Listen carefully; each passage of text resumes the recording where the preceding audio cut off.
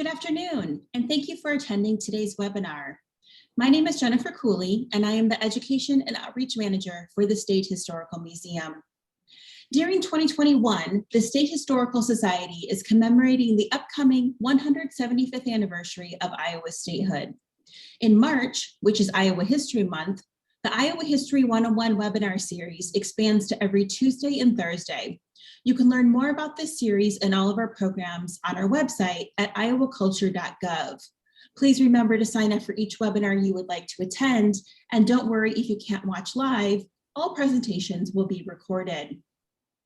Today we will learn about the rules governing women's behavior at Iowa State College during the First World War and the 1918 flu epidemic. From curfews to quarantine, women rebelled by finding their own voice in a time of upheaval and uncertainty. A few housekeeping points before I introduce our speaker. Everyone came into this webinar on mute with cameras off.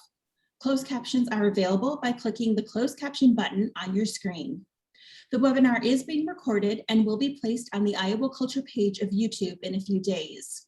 I have disabled the chat function, but if you have any questions, please type them into the Q&A feature throughout the webinar. My colleague Matt Beyer is watching that feature and will prepare a list of questions for the speaker at the end of the presentation. But please note, we may not be able to get to all of the questions. And now I'm pleased to introduce our speaker, Dr. Jenny Barker Devine. Jenny is a historian of American agriculture and rural life with interest in archives and advocacy for the humanities. She is the author of many scholarly articles, as well as On Behalf of the Family Farm, Iowa Farm Women's Activism in Iowa since 1945, which explores how Iowa's farm women acted to better conditions in the countryside. This is also the featured book for the December Iowa History Book Club. Her current project, American Athena, Cultivating Victorian Womanhood on the Midwestern Frontier, considers how women created and maintained opportunities for education, activism, and community in the 19th century. And now I'm happy to turn it over to Jenny to begin the webinar. Thank you, Jennifer, and thank you everyone for coming out on your lunch hour to think about women at Iowa State College. First, I would like to thank the State Historical Society of Iowa for inviting me to participate in the Iowa History 101 series. I am also an Iowa native from Council Bluffs originally, and the State Historical Society of Iowa has long supported my research. If you're interested in learning more about my talk today, it's actually based on an article that I published in the fall 2016 issue of the Annals of Iowa. And again, I'm so glad to see all of you here on Zoom. We're 1 year into our own experience with a global pandemic, and it can be helpful, even a little bit empowering, to look back and think about how people in the past coped with a similar crisis. So today, I want to really focus on one big historical question, and that is, how did the First World War and the 1918 flu affect college women? Now, before we dive in, I do want to set the scene with a little bit of background information. When I refer to Iowa State College, I'm talking about what is now Iowa State University in Ames. It was chartered in 1858 as a school for agriculture and the mechanic arts. And women were actually welcome as students from the very beginning, though they were very much a minority. For example, in the first class of 26 students admitted in 1869, only 2 were women. And well into the 20th century, women were channeled into the home economics program. Now, the time period that we're looking at today is very specific. The First World War in Europe lasted from July of 1914 until November of 1918. But the United States was only involved for about 18 months, from April of 1917 until November of 1918. And that conflict, you can see from our enrollment numbers on this table, didn't really affect the number of women enrolled at Iowa State. But it dramatically increased the number of men on campus due to the presence of the Student Army Training Corps, otherwise known as the SATC, which was a federal program that allowed men to simultaneously take classes and train for the military. And this is a picture from the yearbook, which I thought was just kind of cute, of a student. Somebody wrote on his shoes, "I'm in the Army now." So the campus became quite militarized, with most of the men wearing uniforms and living in military-style barracks. For women, the war did change their life on campus. On July 19th, 1917, just 2 weeks after Congress declared war, the Iowa State administration adopted wartime measures for female students. Women could take courses on hygiene and home care of the sick, voluntary work, hospital supplies, knitting and sewing, gardening and beekeeping and poultry raising. They also participated in fund drives, the sale of Liberty bonds, and activities sponsored by the Red Cross and the YWCA. And the image that you see here is a dedication ceremony in State Gym, where they are recognizing the Iowa State students and alumni who were serving in the military at that time. Now, interestingly, Iowa State administrators really tried to focus on an impending labor shortage, where they believed that women would be asked to step into men's roles. So they offered a variety of courses in agriculture and raising livestock, and also technical subjects, including a women's tractor school. And this is where I like to pause, because a lot of these policies fit neatly into larger stories that we often tell about women in wartime, that because they took on male roles and contributed to the war effort, that they gained these new freedoms, such as the right to vote or the confidence to cut their hair and wear flapper styles. Now, throughout this talk today, I invite you and I challenge you to think very critically about that idea, because let's go back to our big historical question, asking, how did the First World War and the 1918 flu affect college women? Well, we have to begin by investigating what the conditions were like for these women before the war. Okay. So during the 1910s, very strict rules governed nearly every aspect of women's lives. And keep in mind that none of these rules applied to the men. So here we go. Women were required to live on campus in dormitories or sorority houses that were overseen by house mothers. They observed mandatory study hours 4 nights a week, and they had to have their lights out at exactly 10:30 p.m. There were actually guidelines for how many times they could not have their lights out before they got in trouble. They adhered to a strict 10 p.m. curfew on Friday nights, with lights out at 11 p.m. and a midnight curfew on Saturday. Now, if we have any Iowa Staters with us today, you might see a problem with these curfews, because in order to partake in the quintessential campus tradition of campanealing, or kissing under the bell tower at midnight, a woman would have to have broken curfew. And for that reason, we don't actually know when campanealing began. The students did not talk about it, because if they did, they'd get in trouble. We see the first references to it in the 1910s, which we'll mention here in a second. And the campanile was built in the 1890s. But there's a lot of mystery about when the tradition of campanealing actually started. Now, women's activities off campus were also strictly monitored. They had to sign out when they left campus. They could not attend a dance if it didn't have a college sanction. Daytime picnics had to end before dusk. All evening picnics required chaperones.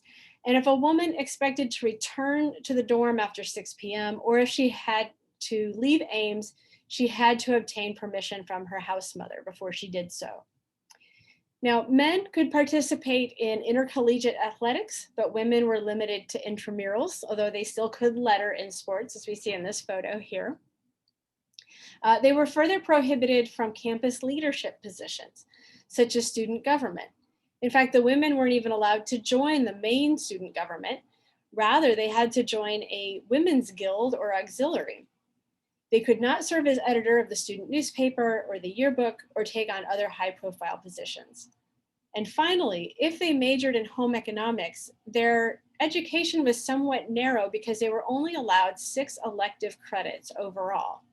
Whereas the majors that drew mostly men, like engineering and agriculture, they were permitted 15 elective credits, which allowed them to take classes in much more diverse fields. Now, these rules were not unique to Iowa State. Most colleges and universities at the time would have had similar rules for their women. What we're missing, however, is how well these rules were received. Did the women actually follow them, or did they rebel? That is a lot harder to document, and that is what makes Iowa State unique. Beginning in 1918, Iowa State women published their thoughts in a campus humor magazine called the Emerald Goose. It was created by the women of Theta Sigma Phi, which was a new women's journalism society. And at least for the duration of the war, it replaced the Green Gander, which was published beginning in 1915 by Sigma Delta Chi, a men's journalism society. Now, these magazines were published once a year, every spring, and they gave students an opportunity to poke fun at the lighter side of student life. Yet the collegiate experience was quite different for men and women.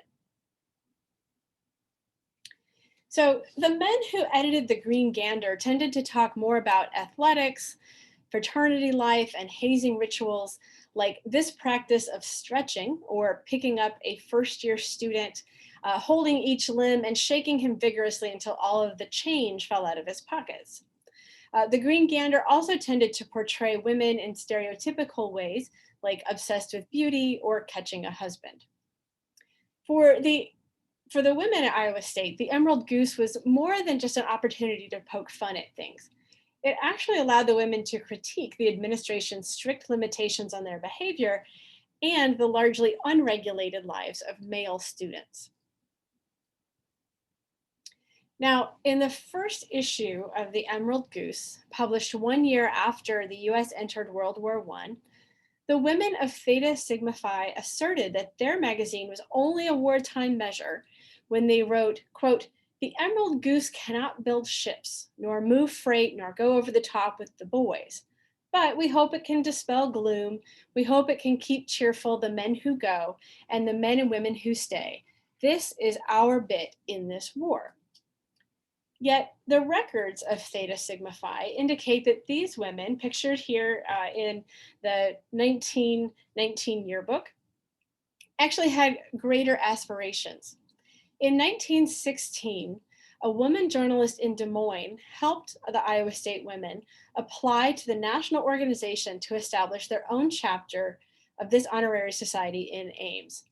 Their goal was actually to create more opportunities for women in journalism by permitting them to take more classes beyond the 6 credits that they were allowed, and to assume more leadership within campus publications. The first issue of the Emerald Goose was released in April of 1918. It consisted of poems, jokes, cartoons, short stories, and inside jokes that unfortunately are lost to history. The writers were not quite as daring as those in the Green Gander, but the all-female editorial staff still expressed desires for greater personal freedom. For example, here's a cartoon that's poking fun at chaperone dates with a couple having to use megaphones while a matronly chaperone keeps a close watch. There's another poem that described library dates where couples met in the dark stacks. They also joked about breaking curfew, but the women hesitated to cross a certain boundary of propriety.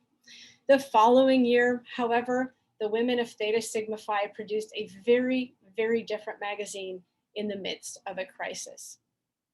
And that crisis was the global influenza pandemic that took the lives of more than 50 million people worldwide and approximately 675,000 people here at home. It was a particularly deadly disease for young adults aged 20 through 40, making it dangerous on a college campus. Though the pandemic lasted from February of 1918 until April of 1920, it was the fall of 1918 and the spring of 1919 that marked a tragic wave of the virus, wherein nearly 1,300 Iowa State students were hospitalized and 53 died. Among the victims were 51 men and just 2 women. Now, this is a photograph of State Gym, which was used as a hospital. In fact, there were many such hospitals set up around the west side of campus, but I thought this one might be the most recognizable. At the time, the only known treatment for the flu was bed rest and fluids, though you can also see that everyone in the photograph is wearing masks. And you might also note that most of the people pictured here, aside from the nurses, are men. So few women were affected by the disease at Iowa State because the flu arrived on campus through the Student Army Training Corps, and it spread rapidly through the men's barracks. To keep it out of the women's dorms and to keep it out of the city of Ames, on October 8, 1918, Iowa State administrators put the campus on lockdown. They canceled social events and extracurricular activities. They placed sentries at the campus entrances and required that anyone leaving or entering campus have a pass, like this one pictured here. They asked students to wear a mask, and they enacted a strict quarantine that separated men and women. Though remember, at the time, there were no mixed dorms. Men lived on the west side of campus, women on the east side. And students were still allowed to go to class, but instructors had to divide the class and teach men and women separately. If you had a case where there were just 1 or 2 women in a class, which might happen in upper level science classes, the women had to be seated at least 5 feet away from the men, but they could still go to class together. Now, outside of going to class, women were completely confined to their dormitories or their sorority houses. Now, this cartoon from the yearbook is really striking in how it portrays a young couple trying to meet up.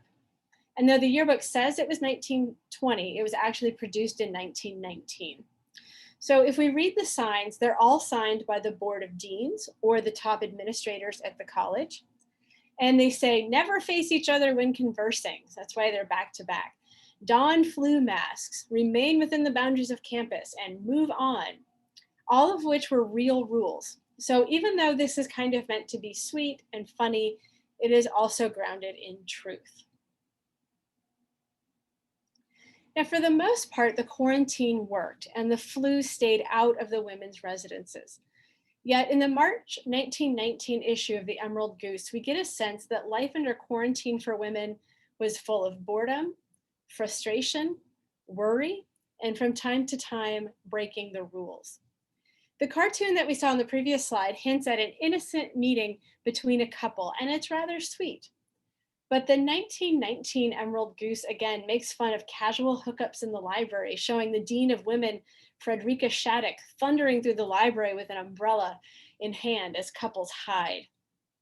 Now, we always have to ask whether a cartoon like this reflects actual events or whether it was just wishful thinking.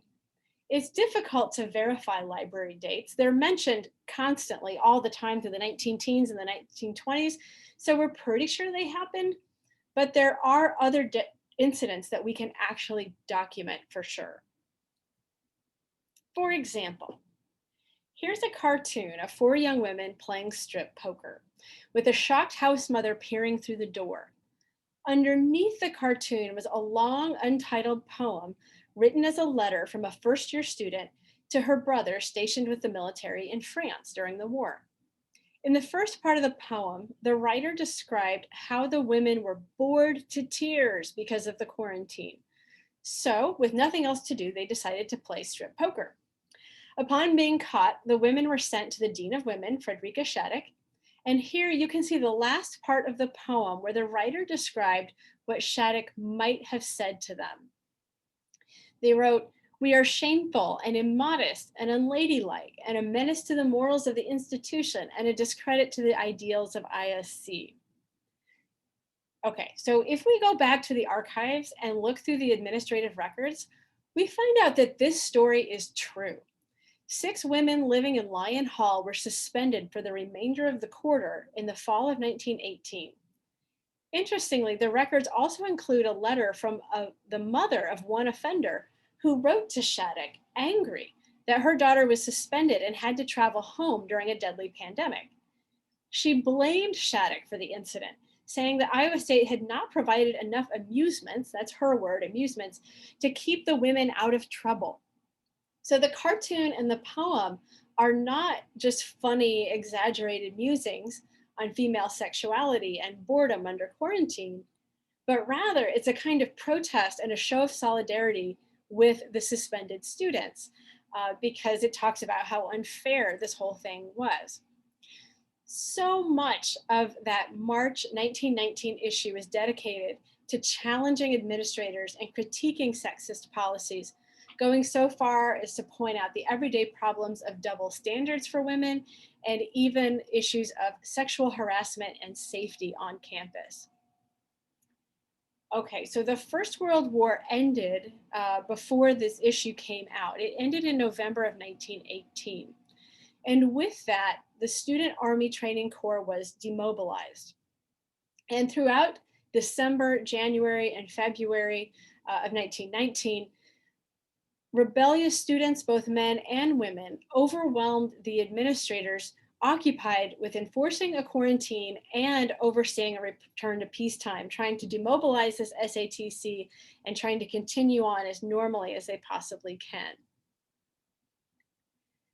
So the most notorious incident of student misbehavior occurred on February 6th, 1919, when members of the Beta Theta Pi fraternity butchered a hog on a farmer's property and took it back to the fraternity house to eat. Now, as it turned out, the hog was actually the prized boar belonging to Charles Curtis, the dean of the agricultural division. So again, if we have any Iowa Staters with us here today, and you know Curtis Hall, that was his hog that they butchered. The incident was the subject of at least 7 poems and 1 cartoon in the 1919 issue of the Emerald Goose that for the most part actually made light of the situation. So in a lot of ways, the women are showing solidarity with the betas. For example, one small blurb read, "The betas may be good thieves, but in porch climbing, they still have something they can learn from Parley Sheldon and Bill Hawkins, who have long had practice at the gentle art on the fire escape of West Hall." Now, West Hall was a women's dorm, and they're talking about these 2 men who have practice climbing the fire escape. And that too refers to an actual incident in this time, which gives you a hint about some of the unrest on campus, where the women decided to hold a dance just for all women living under quarantine, but several male students decided to climb the fire escape and crash the dance.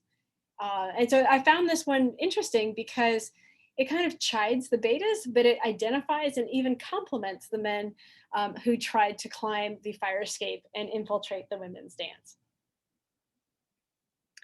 Now, there's one exception to this in another poem titled "The Double Standard," which drew attention to the fact that even with the destruction of property and theft, the men who stole the prize boar received the same punishment as women caught breaking curfew.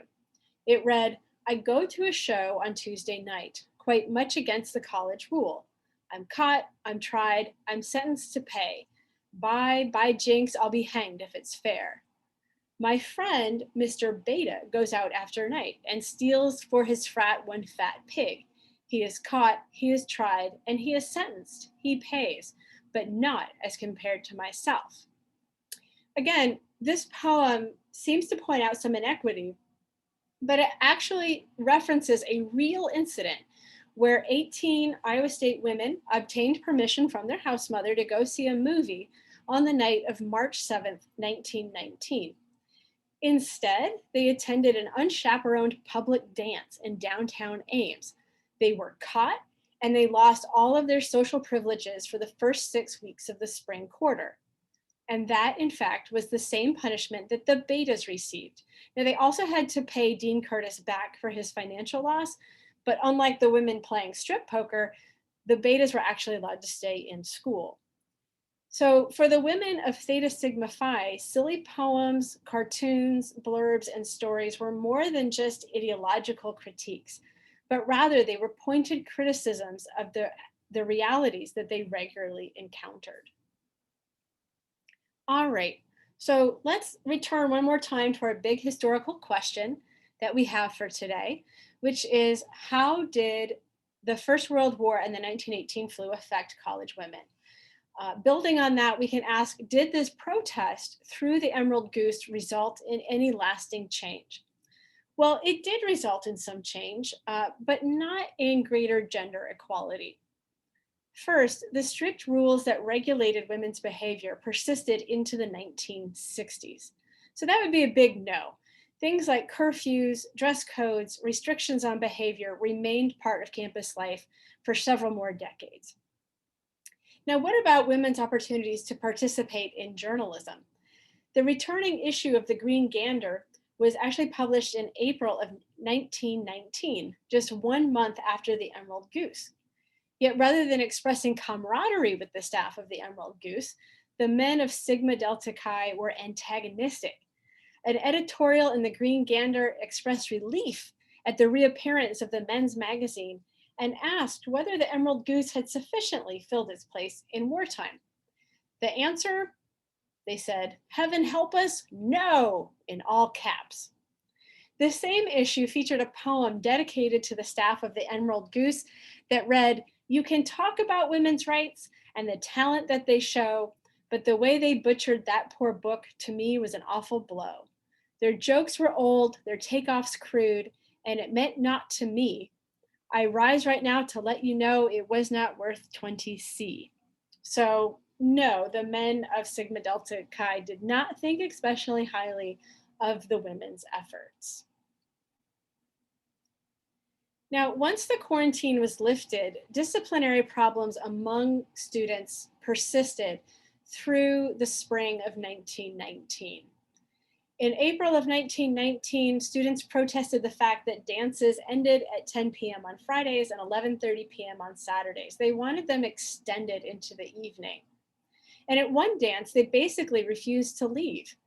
The administrators shut the lights off, but the band continued to play and the students continued to dance. And after that incident, the administration relented and the dancing hours were extended.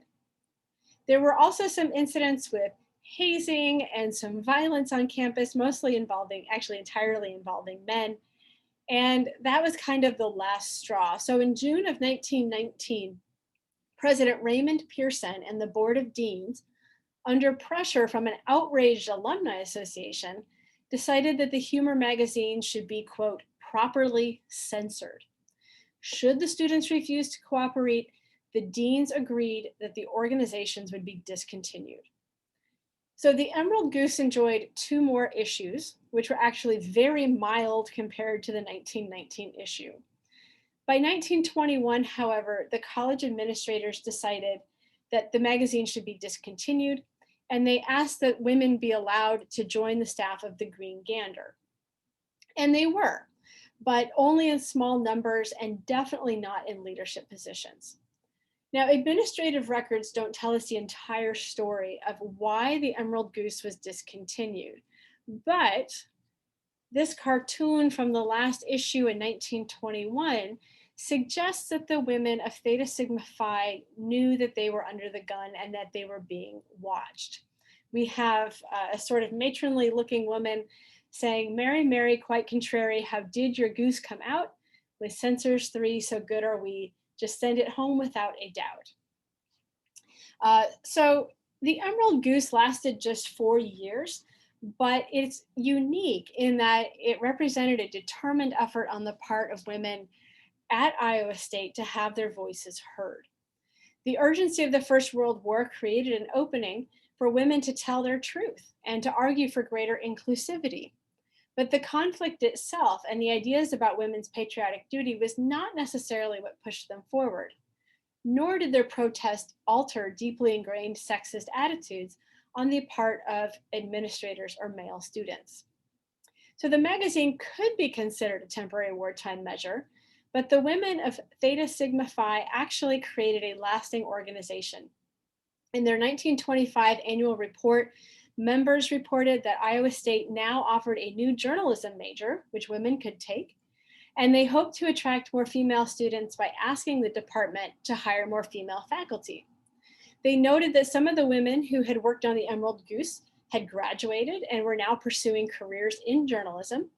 And finally, beginning in 1922, they gained a more professionally oriented magazine specifically for women called the Iowa Homemaker. This joined the Iowa Agriculturalist and the Iowa Engineer as professionally oriented magazines produced by students. So the short-lived career of the Emerald Goose is telling to the delicate balancing act that women on college campuses played to justify their public voices and their participation in campus activities. There's an editorial in the first issue of the Emerald Goose that hints at the fact that its staff understood how their humor magazine could be problematic. They wrote, "Though the Emerald Goose aims to tell the truth, we do not vouchsafe that she states the whole truth and nothing but the truth. She has tried to be kind, though critical, sensible, though silly, humble, though humorous." In some ways, this statement summarized the women's attitudes towards a system that excluded them from curricular and extracurricular opportunities, and a system that required them to adapt their language so as not to be too outspoken. All right, thank you very much. That is the end of my portion of the presentation. And at this point, I am so interested to hear your comments and I'm happy to take your questions. Yeah, thank you, Jenny. We have some time to answer some questions. However, before I pose the first question, I just want to remind everyone that you can still submit your questions through the Q&A feature. Now, we are on a schedule, so please note we may not be able to get all the questions, but let's get going. And let's start with a really good kind of entry question for you. How did you become interested in this topic? That's a great question. I did my graduate work at Iowa State, as was mentioned in the beginning. And for 4 years, I worked as a graduate assistant at the Iowa State University archives. And that was a fabulous opportunity there.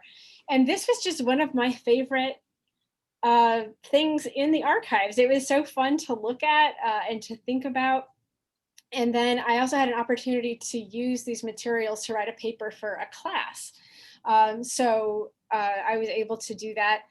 And they're still there today. You can go look at them if you happen to be on campus. Now, we talked about this before the webinar started today, but in your research, did you find anything about African-American students on campus? So not in this research specifically. We do know that the first African-American to attend Iowa State was George Washington Carver, which is a real feather in Iowa State's cap. And he graduated, I believe, in 1895. Now, at this time, the campus was predominantly white. African Americans were not, in fact, allowed to live on campus. So if they went to Iowa State, they lived in boarding houses. There was one down on Lincoln Way that was particularly well known for housing African American students. In the case of George Washington Carver, he actually lived for a time with his professor, Professor Pamel, down in what's now the historic district in Ames. So at this point, we don't see students on campus really addressing issues of racial diversity or issues like that. How did other women, aside from the information submitted to the Emerald Goose, which, by the way, I love that name, share their stories of inequity on campus? I'm going to have to think about that one. That's a great question. There was the newspaper, the Iowa State Student, where they could write. So there were some women who wrote for that. But by and large, they really didn't talk about inequity. A lot of things that we today would look back and consider inequitable were seen as okay, as normal, as things that you might expect. So the thing that's unique about the Emerald Goose is I feel like it reflects more of the conversations that the women would have amongst themselves, but that they would not necessarily have publicly. Right? Those are two very different things. And so that's why the Emerald Goose I think always surprised me because they were willing to put some of these things in print, particularly about double standards. And there were concerns also about things like sexual harassment that they might have experienced just walking down the streets of Ames or across campus. So yeah, it's a glimpse into maybe some of the conversations they were having in the residence halls. Did the did the green gander content get less sexist once women joined its staff? No, it got so no, it did not. It was terrible.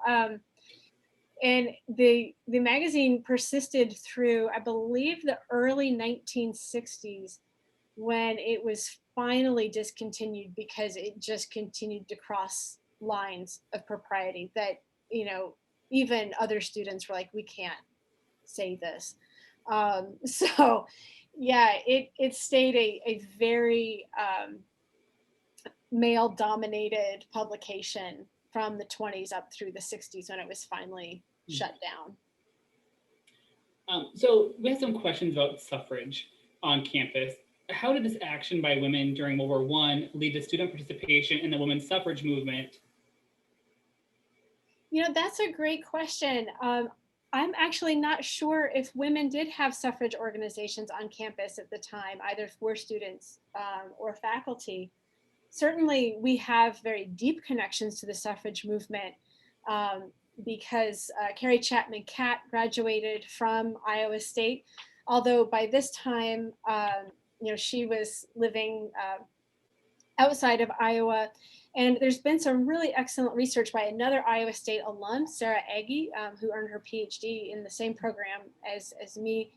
And what we see is that the national associations concerned with suffrage were not especially concerned about Iowa. They didn't put a lot of money or effort into organizing there. So it would be interesting to see if there were groups, and that I'm not actually sure about. Another question, when were the first women professors hired at Iowa State, and what kind of classes did they teach? Well, the very first that we know of was actually the wife of the first president, Mary Welch. The president was Adonijah Welch. And she was the one who designed the program in domestic science or home economics. And that started as early as 1871. So she had to go out and learn. She went to different cooking schools and she learned all of these things and put together this curriculum at Iowa State for women. So the home economics movement, which really emerges in the 1880s and 1890s, allowed for Iowa State to hire female faculty. Also, there were female faculty in physical education as well. And that's what allowed the women to do the intramural athletics, was that they had women doing that. So yeah, women were there early on, still in small numbers and still often in narrow fields like home economics, but they were there. I have to say, Mary Welch is one of my personal heroes. So I'm always happy when she comes to the conversation. Another question facing more towards the 1918 flu, were there disagreements between the university administration and the city of Ames on how to deal with the flu epidemic? That's a really great question because there was the trolley line that ran through campus. And so there were lots of questions about, well, how is the trolley line going to get through? Does everybody on the trolley need a pass to get past campus? How are we going to do this? Does the driver of the trolley need a pass? How is that going to work? There's also some disparities in the reporting of the pandemic. So we do know that people in Ames were suffering from the flu. Mary Greeley Hospital had patients. It said, at any one time, there were usually about 100 patients suffering from the flu in October, which was the highest point in central Iowa for the flu. But, if you look at the Iowa State Student versus the Ames newspaper, there is some mismatched reporting on how bad the flu epidemic actually is. And that was a common problem throughout the United States at the time, because, it's interesting. I did a lot of this research in, the 2010s, going back and looking at these items. And now that we have experienced a global pandemic, I'm looking at it in whole new ways. And I almost wish I could go back and rewrite the article in the Annals of Iowa, because you see people really struggling with, if we give accurate numbers, it will cause panic. And so in the Iowa State student, you see initially they're like, this flu is no big deal. Students start to get sick. They start reporting accurate numbers. And then somewhere along the way, it's like, are these numbers still accurate? They start to downplay it then a little bit. So yeah, there were some tensions there. Again, going back to the original question, between the city and the campus, because of course, the flu we think originated on campus. And so the city is concerned about that getting in. But then how do you then negotiate city services that are cooperating with the campus? It has a different light now. I agree. Another question we have is, have you traced any of the women involved with the magazine to see what became of them? I'm sorry, can you repeat that? Sure. Have you traced any of the women involved in the magazine to see what became of them later in their lives? Yes, I have. In fact, the organization did a lot of alumni surveys. And so several of them went on to a variety of professional careers, which is now escaping me just a little bit. It's all in the article. I do talk about that. Some of them wanted to do journalism, which is really interesting, because journalism was seen as being very compatible with raising a family, because that's something that you could do at home. So we see a lot of these women going on to freelance careers. And of course, many of them stay in Iowa, and Des Moines is such a good place to be because of all of the magazines that come out of Des Moines. So they can do a lot of feature writing that's not necessarily based on urgency. It's like you can write a feature anytime, you can write about similar topics over time, and you can do it while your children nap or they're at school. So there are some things that were advantageous for them. Many of the women, they would also go into business or work for the government. So this opportunity did seem to lead them into professional careers in a lot of really interesting ways. Do you have any other stories that you come across during your research that you weren't able to share today, but you just love or you found interesting? Gosh, I'm trying to think. I put all of my favorites in there. I'm going to have to think about that one just a little bit. Well, actually, maybe we'll come back to that, because yeah, I'm sure. So we're going to do actually our next question is our last question, but we can kind of circle back around. But is there any upcoming projects you would like to share? Sure. So a lot of this work on the Emerald Goose got me very interested in women's education and how women experienced that. And now I'm working at a small liberal arts college in Jacksonville, Illinois, called Illinois College. And it dates back to 1829. And it also had a sister institution called the Jacksonville Female Academy. And then also in the town where I live, we had another women's college and another school that was sort of a finishing school. We also have the Illinois School for the Deaf, the Illinois School for the Blind. So there's a lot of education going on here where I live. And I've been very engaged in the creation of our archives here, as well as a number of local history initiatives. So I've been researching women in education in the 19th century. So going back several more years and looking at how women's education changed not just the women themselves, but the entire community. So can we connect the fact that we had educated women here in Jacksonville to some of the broader trends that were unfolding here? That's fantastic. We'll circle back to the last question. Any other stories you want to share? I think my favorite story, going back, was trying to figure out the origin of campaneling. And this came, I was working at the front desk at the Iowa State University Archives and Special Collections. And it was right around Visha time. And somebody called from the Visha office and just said, hey, we want to do something about the history of campaneling. When did it start?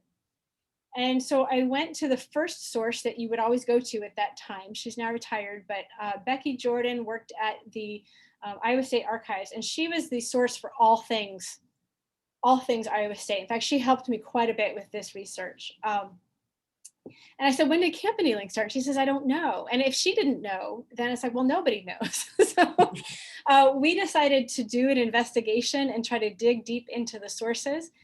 And again, we found references to it in the 19-teens and 1920s, but ultimately we couldn't say like campaneling started this year or this time. And the only reason we could think was the women did not want to get in trouble. And so, yeah, it's kind of interesting to think about some of our campus traditions and how they go back, but we can't necessarily pinpoint when they started. That's perfect. And with that answer, we'll wrap up the webinar for today. But I think we all can agree this has been a very informative lunch. And also thank you to everyone joining us today. We hope everyone will sign up for the Iowa History Month webinars on Tuesdays and Thursdays throughout March. There are many great stories from Iowa's past to tell in the upcoming months. Now, for more information and to register for future webinars in this series, check out our website at iowaculture.gov. This webinar and past presentations are available on our website as well.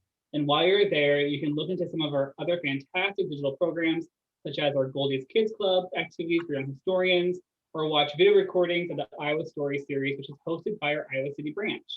Thank you all again for joining us today, and have a great afternoon. We look forward to virtually seeing you all here again on Tuesday, March 23rd for our 7th Iowa History Month webinar. Thanks, everyone.